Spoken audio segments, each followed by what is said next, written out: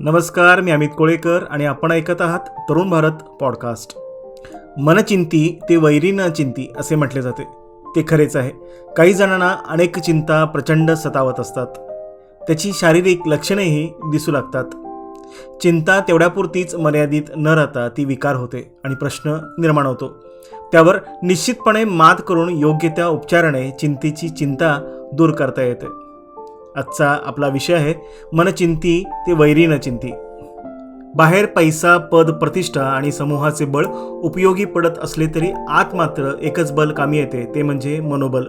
मनोबलाबद्दल आपला समज जेवढा लख्ख होईल तेवढेच आपले यश हे भ्रष्टाचारमुक्त आणि कलंकमुक्त असेल.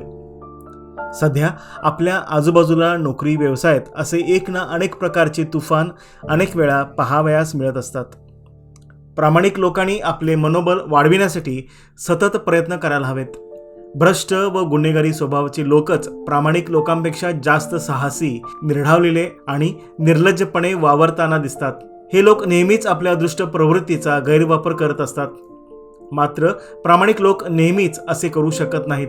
मनोबलाला कुठलेच वयोमान नसते.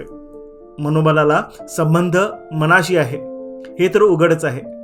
मन आपल्या शरीराचा एक अत्यंत सूक्ष्म तरंग आहे, अगदी आपल्या चेतनेच्या जवळ. त्यामुळे प्रामाणिकपणा व खोटेपणा याबद्दल ते भ्रम निर्माण करते. भ्रम निर्माण होऊन मोठमोठे लोक लटपडतात आणि तटस्थ बनतात. भ्रष्ट व गुन्हेगार आपल्या याच निष्क्रियतेचा फायदा घेऊन स्वतःचे इप्सित साधून मोकळे होतात. आपल्या मनावर ताबा मिळवता आला नाही तर प्रामाणिकपणा हा ढिसाळ होऊ शकतो.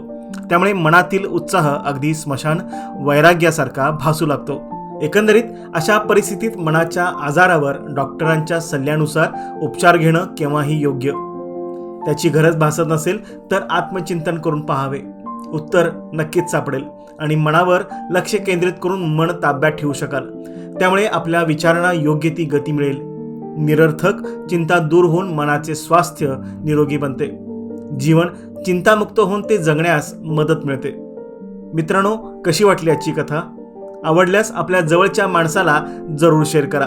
कदाचित त्यांच्या मनातील चिंता दूर होण्यास मदत होईल. पुन्हा भेटू एका नव्या गोष्टीसह. तोपर्यंत धन्यवाद.